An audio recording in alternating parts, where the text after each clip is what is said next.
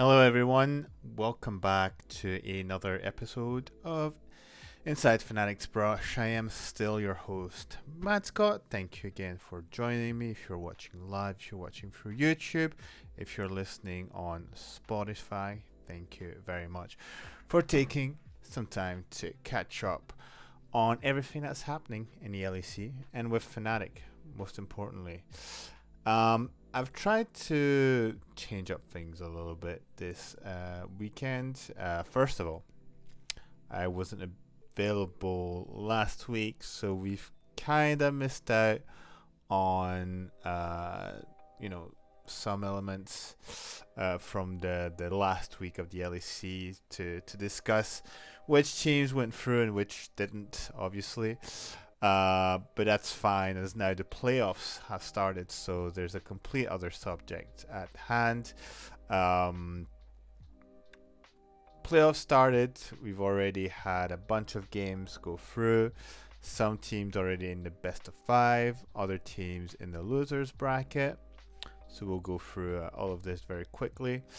Obviously, we'll talk about Fnatic's 2 best of 3s and how well they did, more or less, and the new element that I've added, which I will be calling the focus. Name is patent pending. It can be changed at any moment, but I'll be looking at one player in particular who I'll be putting the focus on, whether that player is performing well or not, or something stood out during the week, and I feel like it's important to talk about it. So, what I've done for this first one, we'll talk about Noah and his return to form in the first 2 playoffs. So we'll talk about that really quickly, and of course our predictions that always close out. What do you call it? Our calls. So, just quick second. I need to send a message.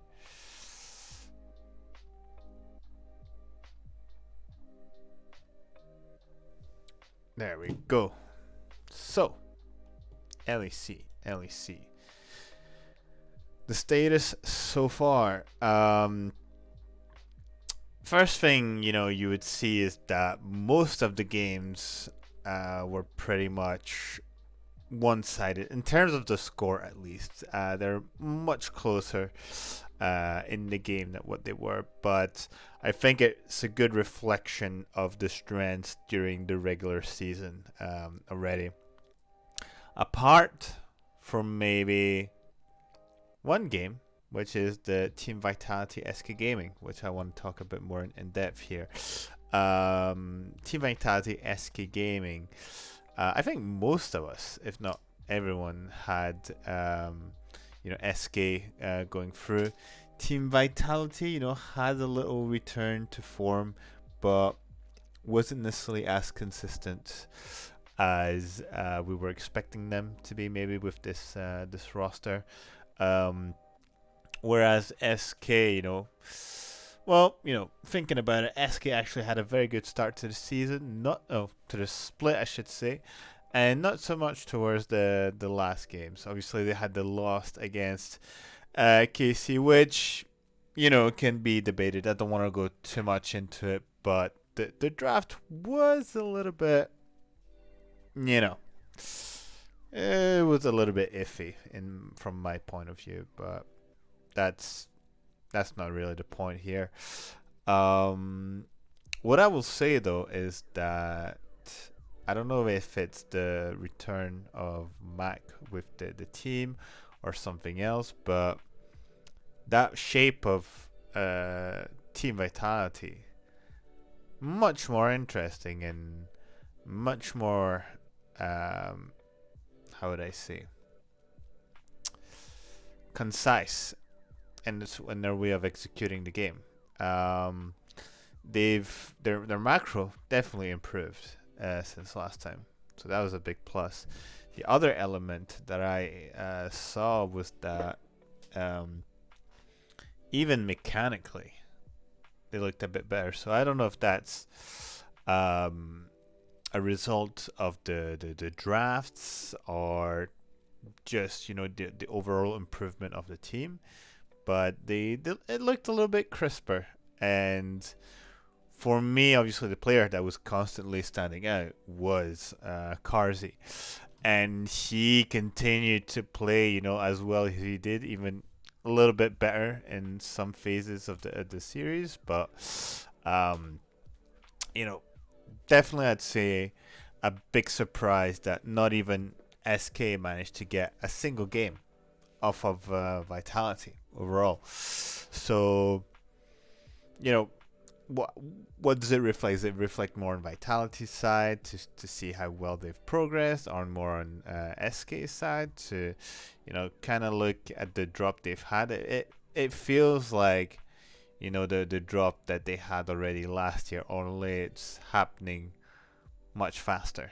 And when Irrelevant isn't stomping his lane as hard as he's, used to, um, it feels like SK is struggling much more to sort of get a bit above their issues here. So, I think those two elements kind of affected SK's performance and SK's capabilities of being much more dominant as they've been previously this split. So Vitality going through, but received on the end by BDS, who with G2 in some sense, definitely looking like the stronger team.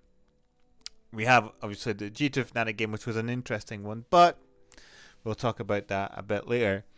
Just a quick overview of the upcoming games in that sense is that we have Mad Lions versus Giant X, SK Game versus Team Heretics, and with the new format now, teams that have faced each other previously cannot face each other again, especially in the lower brackets. So if Mad Lions were to win, they would immediately go face Team Vitality, and therefore Fnatic would face the winner between SK Gaming and Team Heretics. So yeah, very much sort of straightforward round one of the upper bracket. Round two, BDS has been mentioned that their early game isn't too great, and they just sort of catch up in the mid game by just outclassing their opponent. There's obviously a lot of questions around their new ADC Ice, who had a very good weekend by himself, and not just in terms of his KDA, but the way he positions and plays around his team. So, are they overperforming, or are they at the performance that we expect them to be? I guess we will see that as they face G2 into the best of five, which I think will be exciting to see the actual level of G2, where their series came very close against Fnatic, and if BDS is capable of going beyond G2, and I think that's gonna be the exact test for them. And is it gonna work out? We'll see in the predictions in the end. I don't necessarily put my money on BDS, but there could be something happening here. So it'll be interesting to have a look at it. With that said, we'll talk about Fnatic straight away, where they had two very close series. So even if the first one went 2-0 against Mad Lions, first game I'd say overall was rather clean. If we're being honest, there were some moments in the game where they kind of stumbled a little bit, but I think it was a 27-minute game overall. What I liked was seeing a little bit of changes in the draft. First of all, Razork bringing out the brand, which is highly contested pick, so it was great to see him pull it off and perform so well with it. But especially Oskarinen on his Darius, where he played really well around the Zac engages, where he would use the pull to interrupt the stuns, or the knock up, I should say, and especially in that one single play around the mid lane near Raptors on Fnatic side, where he manages to stay alive when one very well placed Q.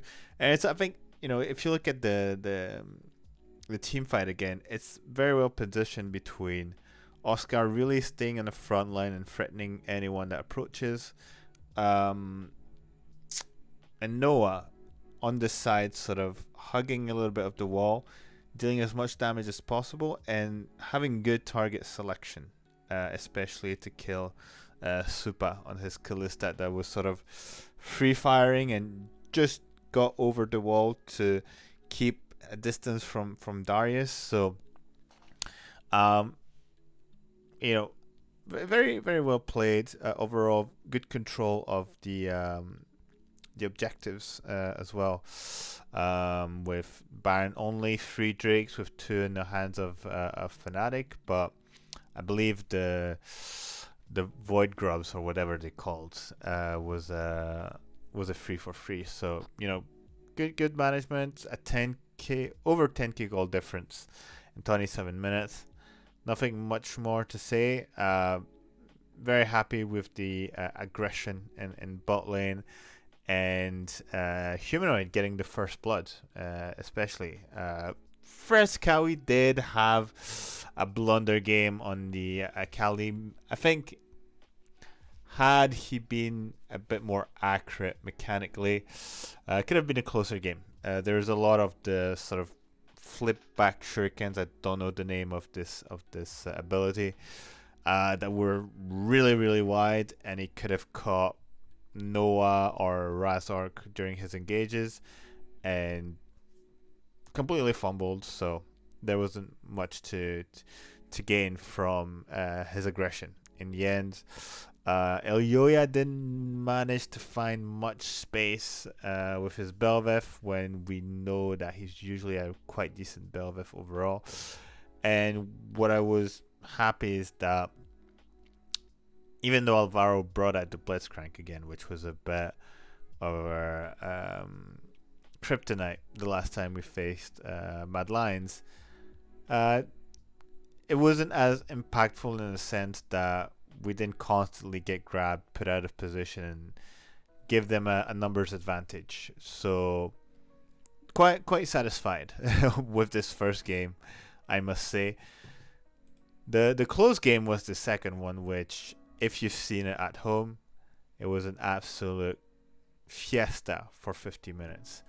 And the reason I'd say mainly comes from Fnatic not necessarily managing their advantage properly, first of all, and giving away too many kills, but also Mad Lions fighting back really well. The strong sort of burst combo with the Xayah, the Jace, and the Brant.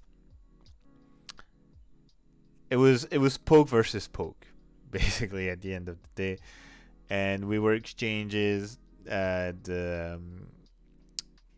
do you call it? The basically the big neutral buffs is like, you get Baron, I get Elder, I get Elder, you get Baron. At the end of the game, it was much more about getting Elder than really getting Baron, especially with that poke comp. Oscar had a bit of a complicated game, I will say, on his Yon. I can't remember. Yeah, it was first. So he picked it into the Jace. So I think that was a little bit ambitious, because the Jace will, in my opinion, very easily outrange you in one of his forms, but also all in you very easily. So he's willing to take the the melee matchups, but can during the lane can easily poke the Yone. And Oscar, I must say, while he was at a disadvantage, uh, played the dives, you know, mostly well. Even on the one where he died with there was three on top of them, Razork managed to, trade 1 for 1 with the jump on Elyoya on the Brant. So wasn't really too bad. I think that was the main difference in the game was that Razork and Fnatic had an actual tanky front line. Even though Rel isn't necessarily the tankiest of champions, but compared to the Mad Lions squad, which was strong poke but mainly squishy. You're looking at Ezreal, Xayah, Brandt, and Jace. They can both poke, sorry, but if they get poked back, this is where it becomes a problem for them. On top of that, very good ultis from Jhin on his Renata Glask. He's, I think, sort of the silent MVP in a lot of those games where he's not necessarily doing a lot of flashy plays, but the ones he does really help convert an advantage, or at least help his team sort of turn around team fight. He's definitely a big fan of the flash alt combo on Renata Glask. I would almost say to a fault, where it feels like he's doing it every time, and does it really always surprise the opponent? I'm not too sure. I feel like if you do it too often, then at some point the opponent will expect it. But mechanically, he does it really well every time, so you can't really fault him for that. You'd keep doing what you do best. But very long game, which was a trade of mythical neutral objectives. The final team fight came down to Noah securing the Elder Drake and getting a couple of kills with, on top of that, the TP to try the backdoor, which was a bit of a mess as well. The Jace was very close to killing Oscar, but thank God with Humanoid, they managed to win that 2v1 and end the game to move on to the next game, to the next series, I should say, against G2. The first game wasn't really a game. The draft was really, really complicated to manage, in my opinion. First of all, leaving the Zac go through is an issue, seeing how strong that champion is currently, and the amount of cooldown reduction combined with the maximization of his E-spell. It's just, engage onto engage onto engage, and it becomes very hard to get rid of him, especially since he builds a lot of what do you call it? Ability cooldown itemization. So the build currently is to go Ionias specifically, potentially with combined with Spirit Visage for extra cooldown, and then does Jack Cho still provide cooldown? No, it doesn't provide cooldown. I thought it did. That's on me. Yeah. Right. Oh, I mean, still, it's a big combination of resistances at the end of the day, and it just becomes very hard. I feel like you would need a very specific counter. If you don't have the Darius, you would need something else to help out with that, and maybe a bit of lack of damage if you only have like Humanoid and Serena, who Serena Senna, who can't get the damage through, can't scale properly. So Bit of a blunder. We got completely bashed here with over 10k gold difference. Basically, I should say barely any objectives taken overall. Not much to say about it, you know. Big draft issues. G2 very strong on that aspect. Uh, Maybe one of the rare Lucian Nami wins in Europe as well. But you know, with this type of draft, you're giving a lot of space for a champion like Lucian to really execute properly. When it came to the second game, I was a bit more concerned about the efficiency of the draft for two reasons. I was really scared that the the engages, the sort of the engage comp that we have, which was really a full-on go-in comp, was just gonna smack its face on the Poppy, Xin Chao, and even like Azir and Emilio, who are literally four champions who just push you away and ruin any type of engage possibility. But I must say, good work from Razork and the bot lane to get the first few kills and continue to snowball from that forward. Razork really pushed ahead his advantage.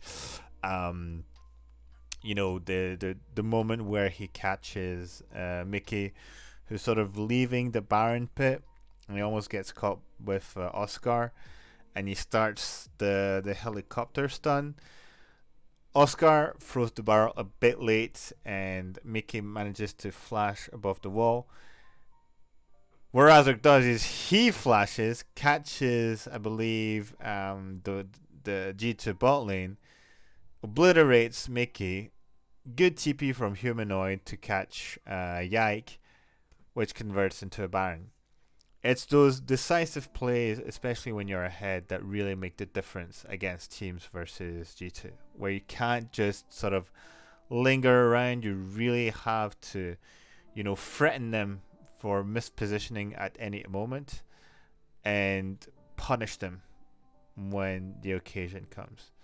And you know, there's not much to say about this game apart from the fact that it was very cleanly executed. Oskarinen, I'd say, play his lane really well against a Poppy that really went full MR as well. Helped get the first blood with Razork. So, you know, good start here. Razor going 5-0-9 and Noah 4-0-7. Clean game overall. You know, Noah definitely exploiting the virus poke comp very well, especially during the final siege in top lane, where they try to make fakes happen. And oh wait, am I confusing with the? I think I'm confusing with the Mad Lions game. I can't remember. Cause I think it's this one where, yeah, sorry, it's the Mad Lions game. Forget what I just said. Apart from the fact that clean game, clean second game, which is really nice to see, especially against G2. We have to show that level of quality against a team like this one. Game 3 was also a very great start, and you know, this is where you want to sort of catch G2, is when they're you know, they're weak in the early game currently, and this is where you want to exploit them. They usually catch up in the mid to late game, but a good team that, you know, that snowballs the early game can easily, in my opinion, crush G2. So there's a good double kill from Noah in the on the Razork gank. What happened is that right afterwards, Caps and Broken Blade each get a solo kill on their individual lane. The Karma, I mean, could have been an interesting pick, but wasn't efficient enough in lane to prevent the Zac from being, completely unmanageable at the end of the day. So Caps played his way very well. When there's a big team fight, that kind of determined the rest of the game on on how well the game would progress for either G2 or Fnatic, especially catching Noah that was trying to join the team fight through the little gap in the mid lane and made it that Broken Blade survived on a sliver of health. If Noah was there, could have definitely turned the tide, but it came down to millimeters, and unfortunately G2 had the millimeter there, and the millimeters were the Zac and the Hui. So, it sucks that it lost, but I think the the conclusion we can make is that Fnatic has that level to go beat teams like G2. And refining the draft, the playstyle, if you've listened to Legends in Action, even the voice comms, they knew in the first game about the bot dive. So it's just about communicating a bit more, following through with the communication, and the intentions as well. The Nightshare was saying, you tell your teammates to leave, to recall, and and not just stay around to see if we can make a play and turn it around. So there's a lot of capacity in this team, and I think both series, the Mad Lions one and the G2 one, showcased that today. But as I mentioned, we'll look a bit more about Noah's performance since those playoffs, I should say. Obviously, there's a lot of question marks around Noah with the return of the season, especially since the end of 2023 was kind of up and down. The discrepancy between his beginnings in the LEC and the end of the season was very different. People then, I think, wrongly pointed out on the fact that he was only good on his Aphelios, but it just happened that Aphelios was the champion when he came in, and Noah is able to showcase a variety of champions every time and adapt to what the team needs. If Varus is the strong pick right now, why would he go with something else? I think where he can go a bit further is maybe adapting the build, especially against the game against G2, where maybe a more on-hit build would have been better against the threat of the Zac. But with that aside, Noah's winter split this year was alright.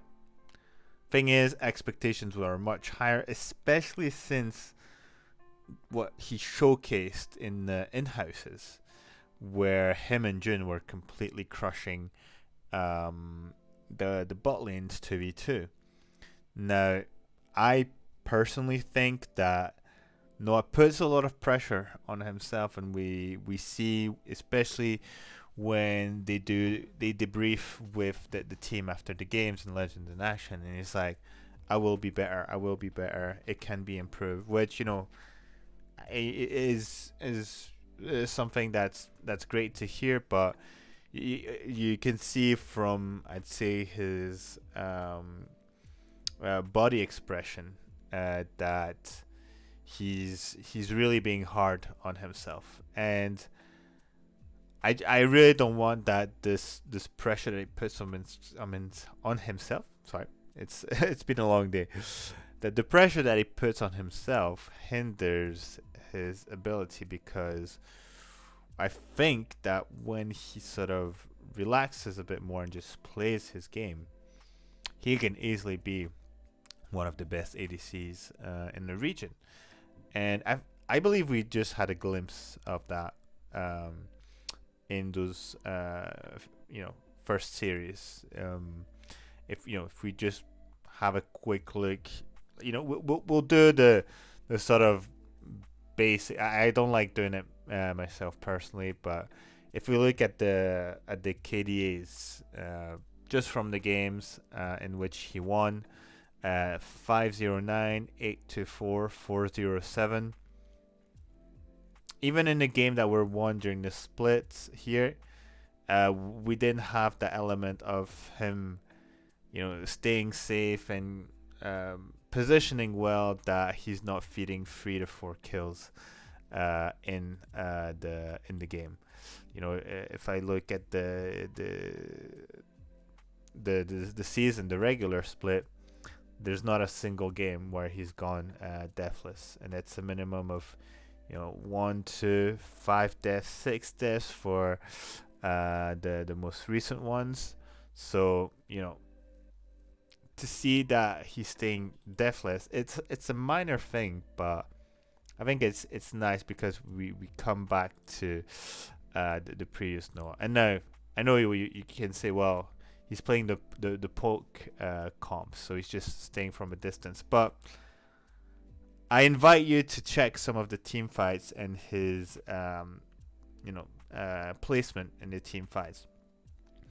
And his target selection as well, I think, has also improved, where he sees the opportunity to hit the backline, he goes for it. And in multiple situations, he's done it. I mentioned the one against Mad Lions where Oscar sets us front line, hits the Zac, and Noah drops an auto attack on the Zac to hit the Kalista, who just is about to jump before the wall, and the target still travels and hits, and is the last auto attack that's just enough to kill the Kalista and remove her from the team fight. That's one element. The other element was when they were facing G2 on the last game, where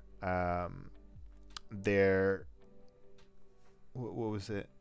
Yeah, so Razork's doing the gank, and they go into Mickey to to get the first kill. Then Yike arrives to sort of counter jungle, and Noah, instead of being scared and going back, actually moves forward while Yike is there to finish off Hansama. So it's nice that he's not just playing too robotically of like, oh, front to back and I just hit the person in front of me. He's taking those opportunities to hit the back line and timing those moments rather well, in my opinion.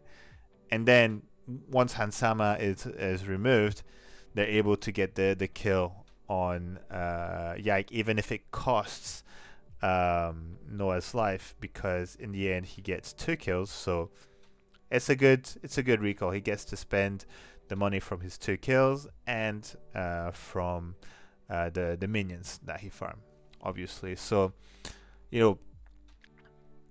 I'm feeling more and more that not only individually Noah is improving, but also his synergy with June has increased. Again, we can see in the Legends in action when they give their feedback and saying what they could have done better. And Noah is always like, yeah, we will improve. We know what we did wrong.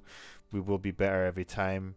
And I think the mindset that he had in this playoffs, where he's definitely feeling a bit more confident, a bit more in his groove, and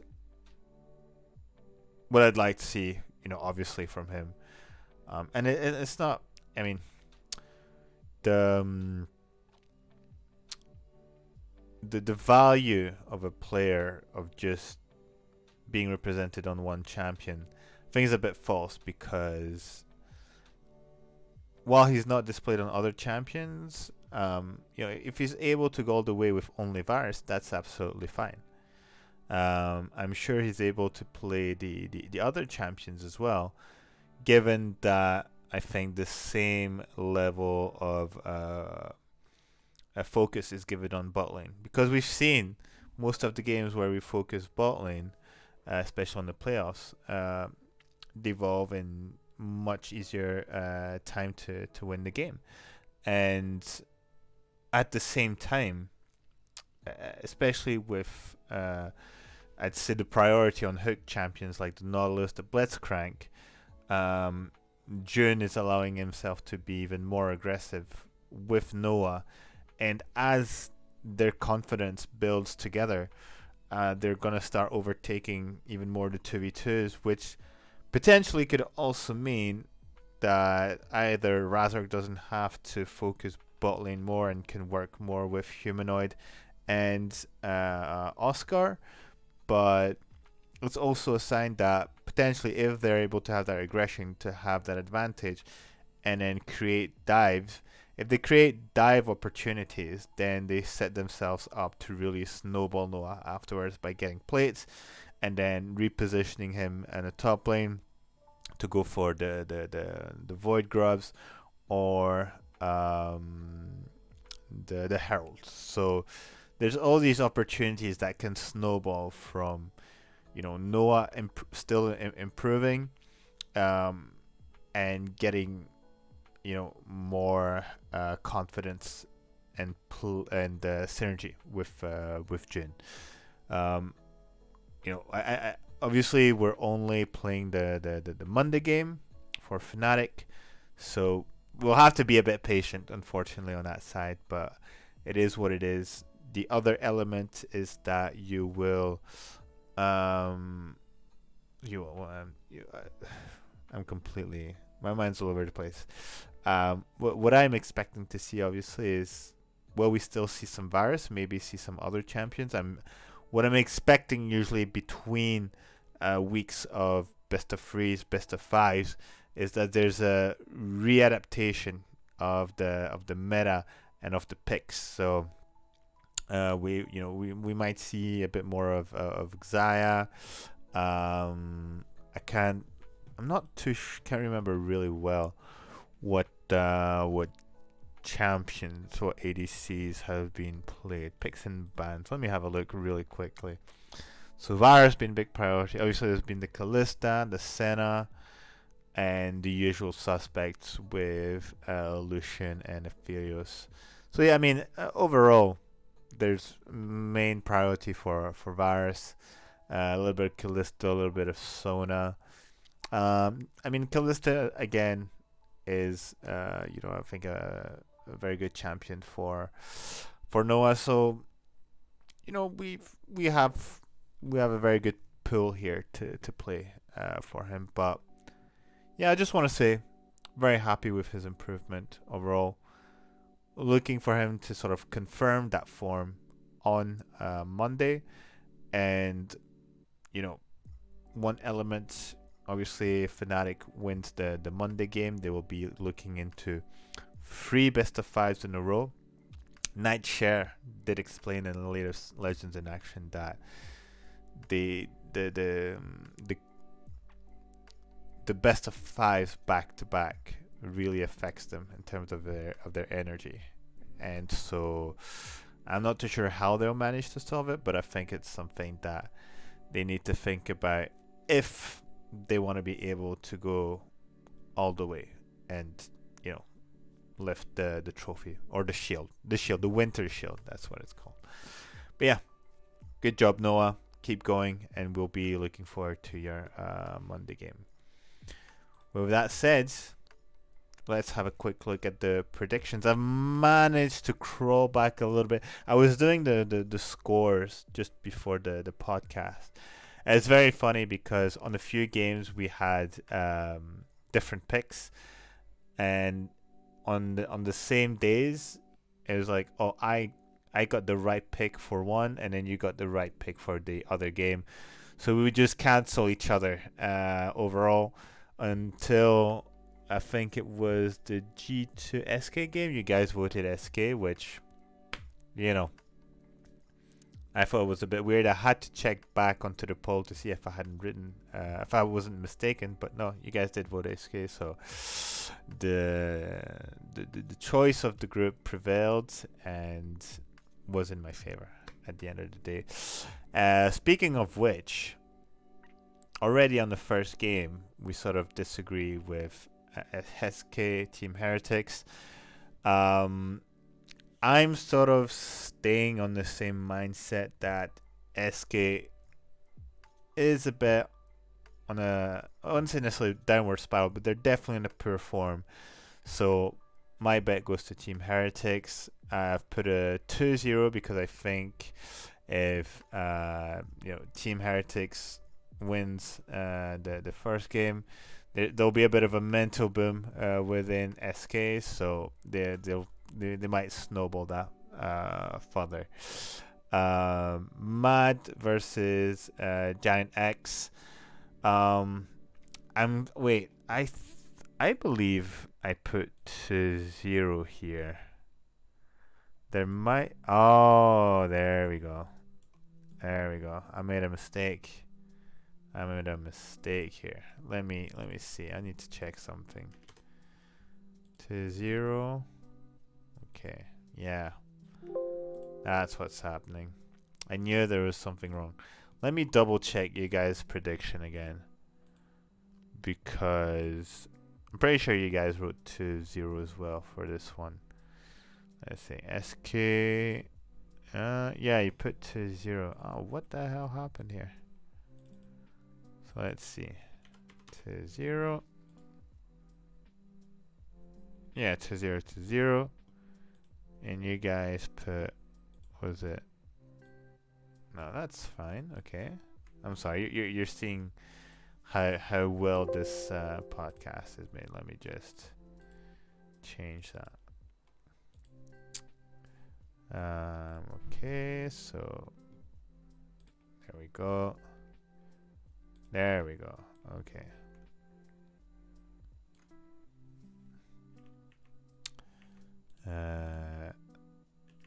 There. Just doing a casual update on the score live. This is how I prepare more or less the podcast.